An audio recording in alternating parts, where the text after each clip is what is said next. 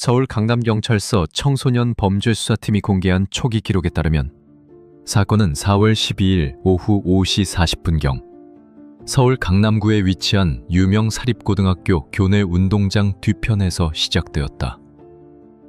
11학년 학생 박민우 가명가 쓰러진 채 발견되었고, 신고 접수 6분 만에 도착한 구급대는 이미 사망한 상태라고 확인했다. 현장 담당 구급대원은 박민우의 신체에 여러 차례 충격으로 보이는 흔적이 있었으며, 특히 머리와 어깨 부위에서 집중적으로 관찰되었다고 밝혔다. 그러나 유족이 세부 부검 결과 공개를 거부함에 따라 경찰은 공식 보고서에 기재된 최소한의 정보만 확보할 수 있었다. 경찰이 가장 먼저 주목한 부분은 사고 지점 인근 CCTV가 사건 발생 시간에 맞춰 작동하지 않았다는 점이다. 학교 측은 기술적 오류라고 설명했지만, 한 교사는 취재진에게 해당 구역 CCTV는 주간 점검 대상이며 전날까지 정상 작동했다고 진술했다. 이로 인해 우연한 고장이라는 설명에 의문이 제기되고 있다. 인근에서 사건 전후 학생들의 동선을 확인한 결과 경찰은 같은 반 학생 강지호 가명을 핵심 관련자로 특정했다. 몇몇 학생들은 수업 종료 직전에 두 사람이 언쟁 또는 가벼운 몸싸움을 벌였다고 진술했지만, 강지호는 조사에서 민우가 스스로 미끄러져 넘어진 것이라고 부인했다. 주목할 점은 당지호의 가정적 배경이다. 공식 문서에 따르면 그의 아버지는 서울 소재 대기업 회장으로 해당 학교의 시설 확충 및 장학 사업에 상당한 금액을 후원한 인물로 기록돼 있다. 초반부터 수사 공정성에 대한 의문이 제기된 이유도 여기에 있다. 사건 당일 밤 9시경 강지호 가족은 전담 변호인을 대동해 경찰서에 도착. 법률적 보호가 확보될 때까지 모든 신문을 연기해달라고 요청했다. 반면 피해자 가족은 원인 규명을 강하게 요구했지만 학교 측으로부터 명확한 설명을 듣지 못했다고 한다. 또한 취재팀이 확보한 내부 자료에 따르면 학교 측은 사망 사실이 확인된 지 약 40분 뒤 교직원 및 학생 전용 메일을 통해 미확인 정보 유포 금지 공지를 발송했다. 이는 경찰이 공식 브리핑을 하기 전이었다는 점에서 논란을 키웠다.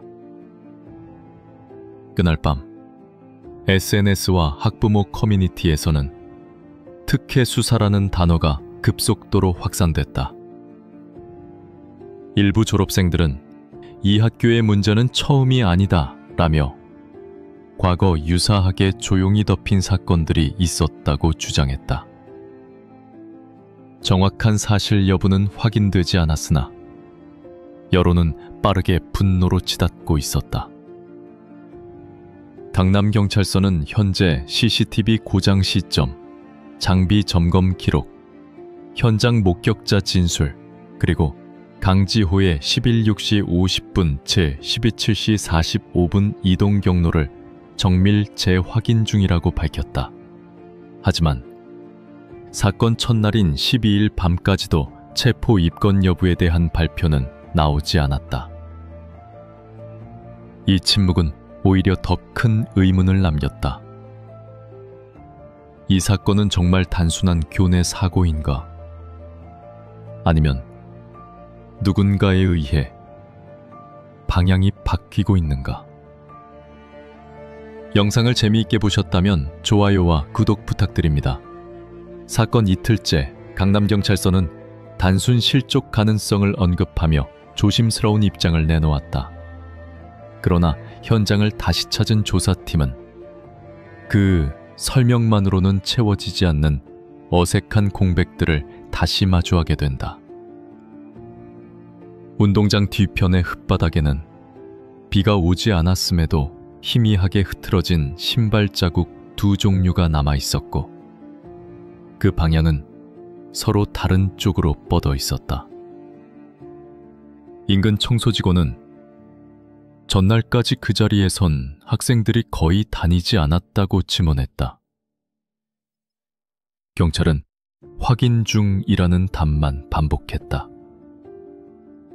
한편 교내 기록실에서 확보된 학생 출입 데이터는 오후 5시 20분 이후 갑자기 일부 로그가 누락돼 있었다. 학교 측은 서버 오류라고 했지만 정확한 원인은 제시하지 못했다. 이 작은 균열들은 사건을 단순한 교내 사고로 보기 어렵게 만들었다. 유족 측 변호인은 취재진에게 짧게 말했다. 민우 군이 혼자 넘어진 것이라면 왜 이렇게 많은 기록이 사라지고 왜 이렇게 많은 시점이 어둠 속으로 밀려나는 겁니까? 이날 오후 경찰서 정문 앞에는 몇몇 학부모들이 모여 촛불을 들기 시작했다. SNS에서는 진실을 밝히라는 해시태그가 급속도로 번졌고 학교 측은 갈수록 무거운 침묵을 선택했다. 그리고 그날 밤 취재진은 익명의 제보자로부터 단 한 문장을 전달받았다. 그날 뒤편 계단에서 다툰 건 두 사람만이 아니었다. 그 문장은 마치 조용한 수면 위에 떨어진 작은 돌처럼 사건의 결을 다시 흔들었다.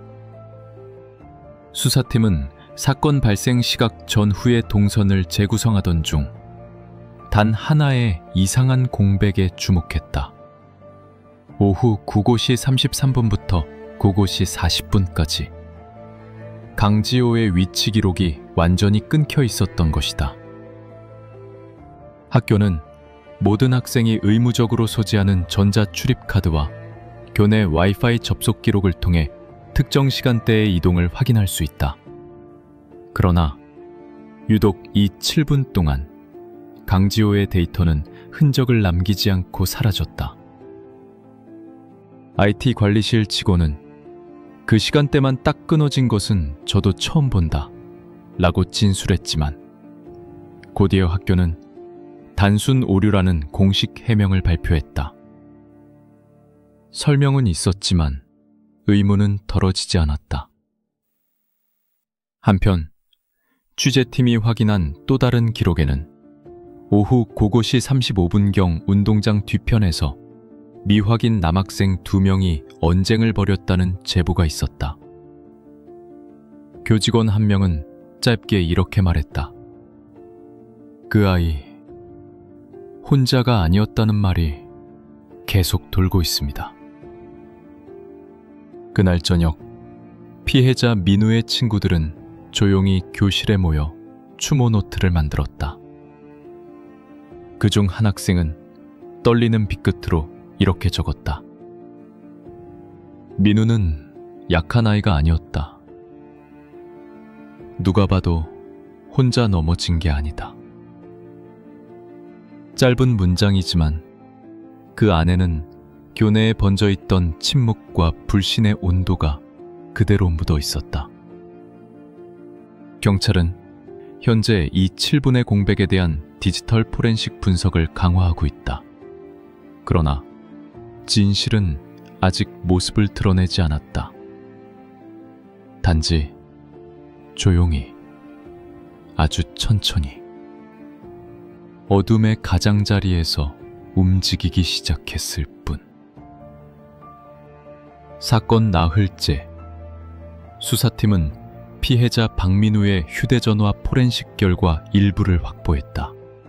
그러나 정작 가장 중요한 시간대인 오후 9고시 전후 메시지와 통화 기록은 통째로 비어 있었다. 휴대전원은 멀쩡했고 저장 용량도 충분했다. 데이터가 사라질 이유는 어디에도 없었다. 포렌식 요원 한 명은 공식 발표를 피하며 조심스럽게 말했다. 기록이 지워진 것이 아니라 아예 생성되지 않은 것처럼 보입니다. 그 말은 마치 누군가가 특정 순간을 의도적으로 침묵 속에 밀어넣었다는 의미처럼 들렸다. 같은 시각, 취재팀은 민우가 사건 당일 누군가로부터 반복적으로 연락을 받았다는 주변 학생의 진술을 확보했다. 문제는 그 번호가 민우의 전화기에는 남아있지 않다는 점이었다. 교내 한 학생은 익명으로 제보했다. 그날 쉬는 시간에 민우가 계속 불안해 보였어요.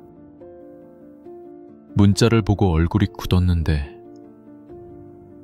보낸 사람이 누군지는 말 안 했어요. 한편 강지호 측은 언론의 모든 문의를 차단하고 변호인단을 통해서만 입장을 전달하기 시작했다. 그들은 짧게 사실과 다르다 라고 했지만 무엇이 다른지에 대해서는 한 줄의 설명도 내놓지 않았다. 강남경찰서는 휴대전화 로그 복구를 위해 전문 디지털 분석팀을 추가 투입했으며 사라진 기록이 실수인지 아니면 의도인지 규명할 계획이라고 밝혔다. 그러나 지금까지의 흐름에서 한 가지 사실만은 분명해졌다. 이 사건은 단순한 친구 간의 갈등이 아니다.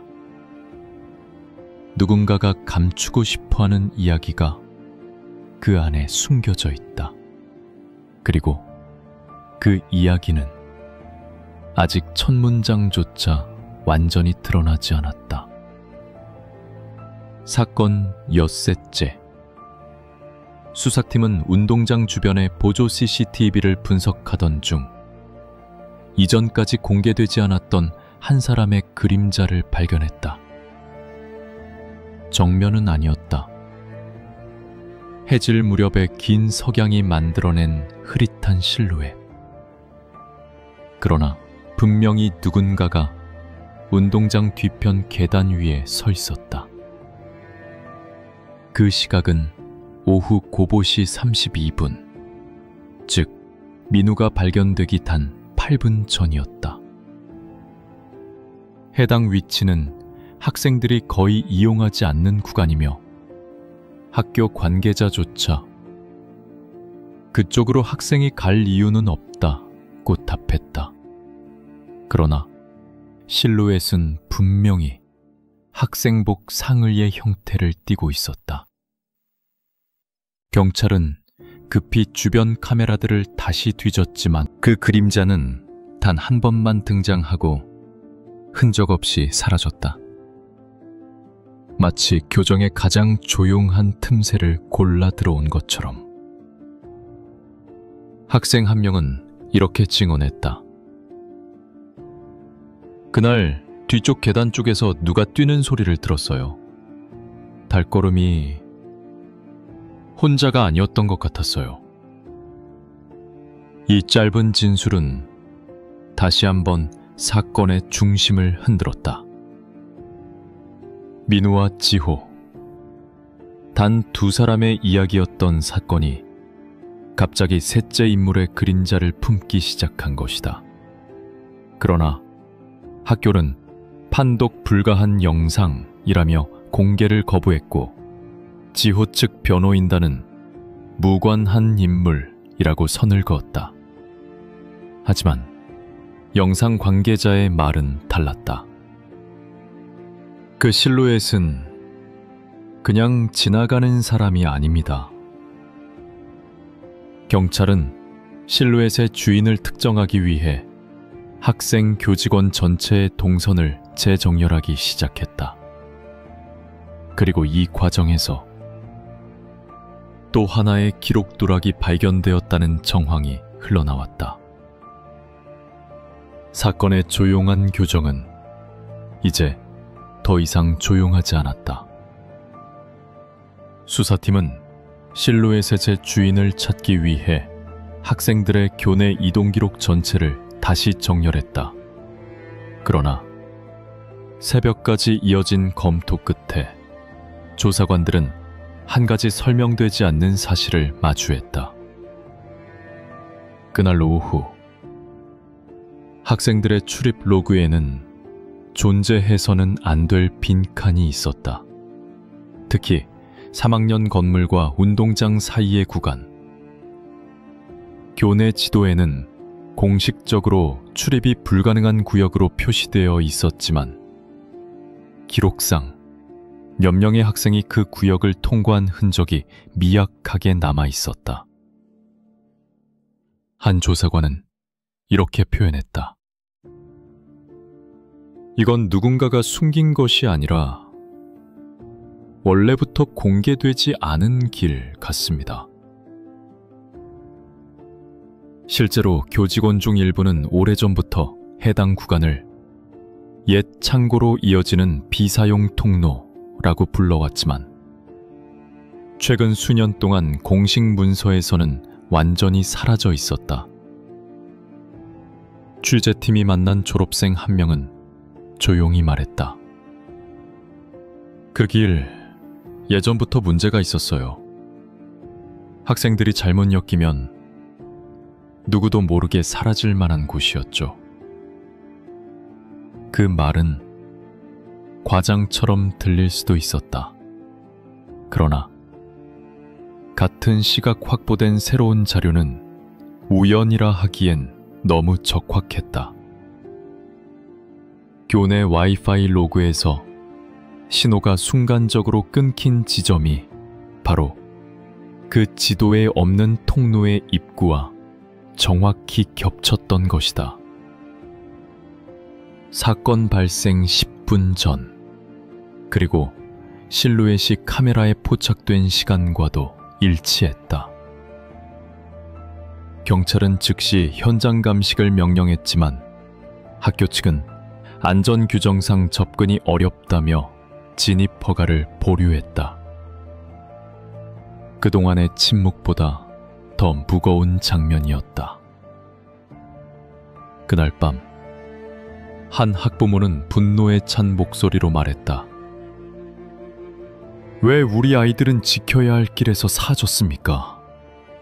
그리고 왜 그 길이 지금까지 지도 밖에 있었던 겁니까?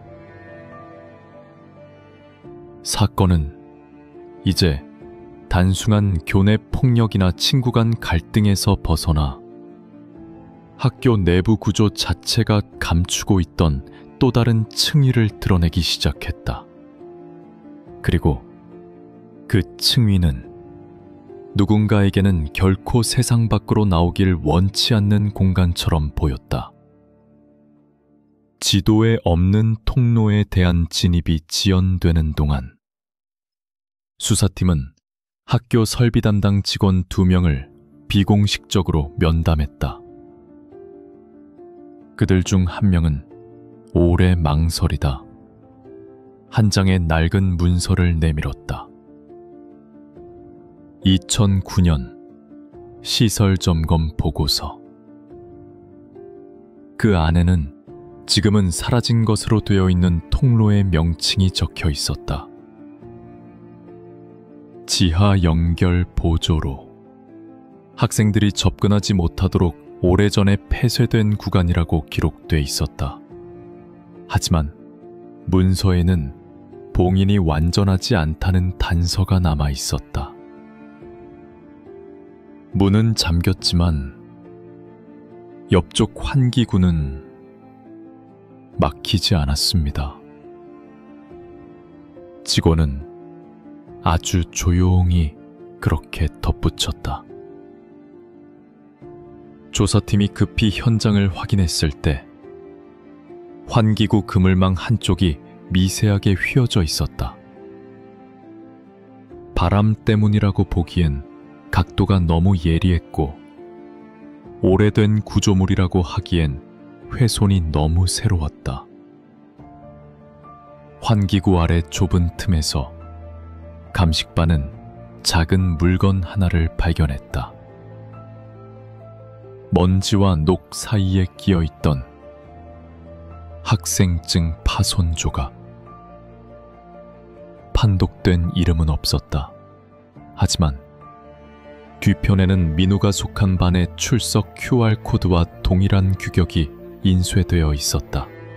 즉, 누군가의 학생증 일부가 사건 당일 봉인된 통로 가까이에서 떨어져 나갔다는 의미였다. 이에 대해 강지호 측 변호인은 사건과 무관한 유실물일 수 있다며 의미를 축소했지만 조사팀은 이미 새로운 가능성을 배제하지 않고 있었다. 이 작은 조각은 시간 속에서 잊혀진 공간과 사라진 7분의 공백을 서서히 한 방향으로 연결시키기 시작했다. 그리고 그 연결의 끝에서 누구의 이름이 등장하게 될지 아직 아무도 확신할 수 없었다. 학생증 조각 발견 이후 분위기는 눈에 띄게 달라졌다.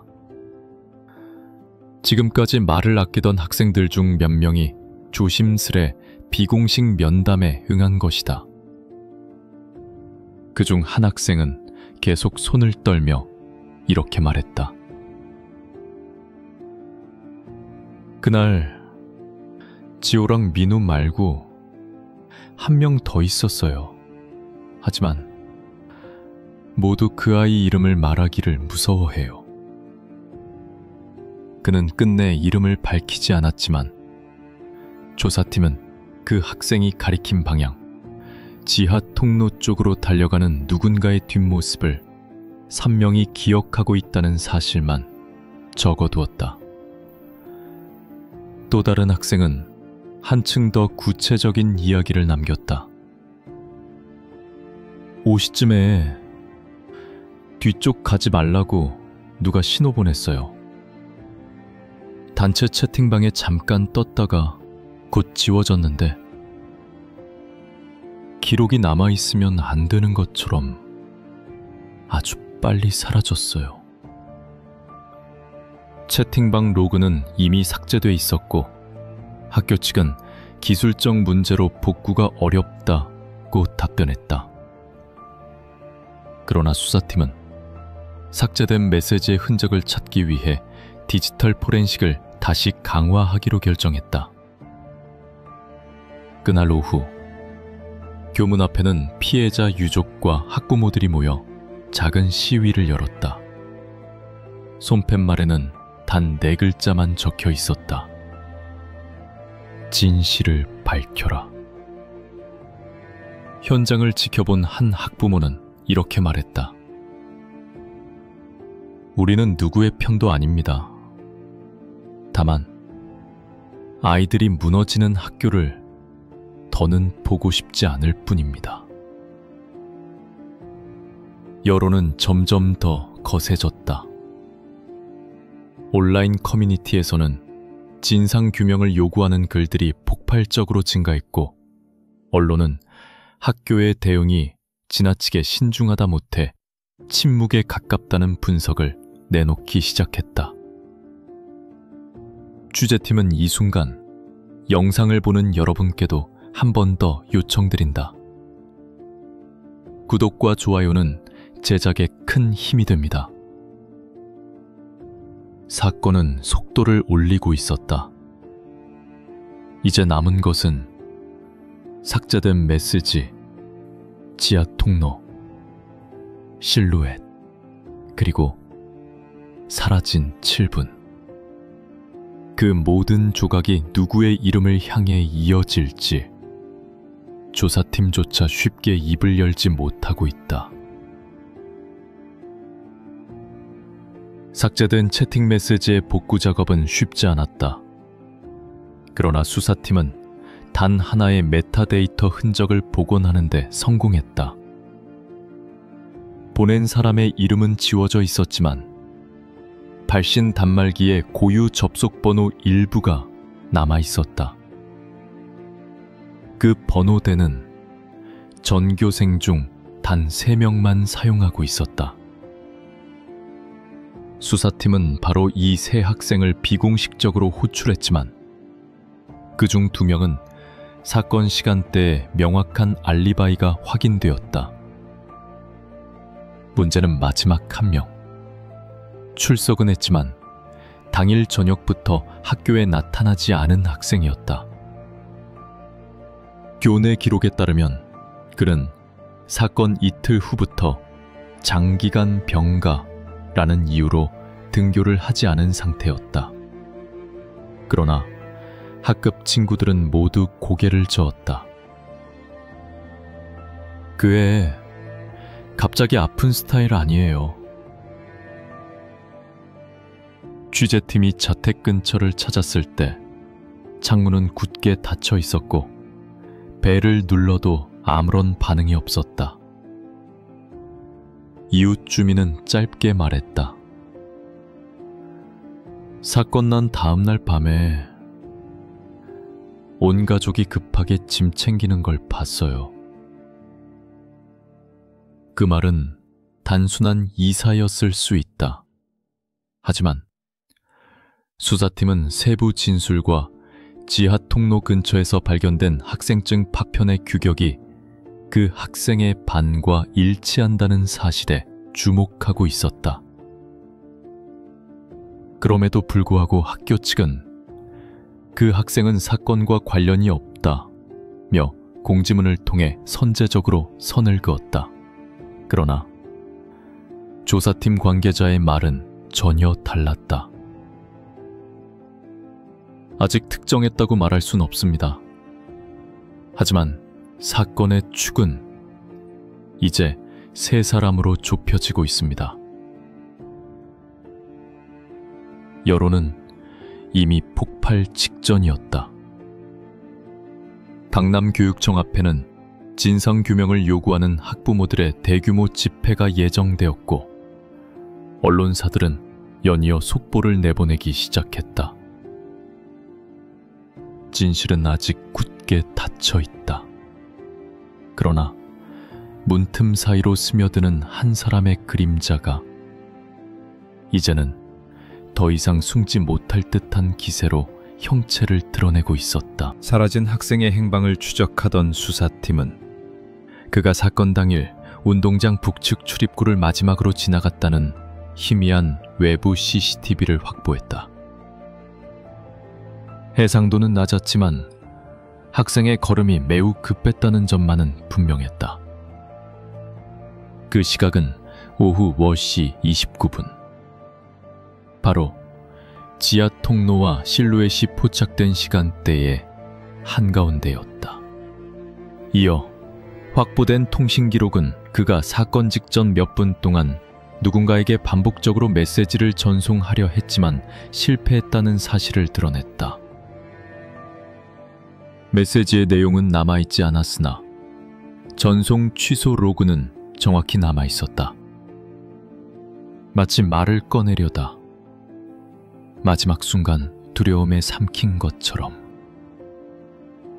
수사팀은 그 학생의 개인 사물함을 열어 단 하나의 단서를 발견했다. 잘 정리된 교과서들 사이에서 이상하게도 한 권의 공책만 뜯겨진 흔적이 있었고 마지막 남은 페이지에는 짧은 문장이 남아 있었다. 나는 그날 그곳에 있었다. 시기, 상황, 문맥을 종합하면 단순한 자책인지 목격자인지 아니면 더 깊은 개입이 있었는지 아직 단정 지을 수 없었다.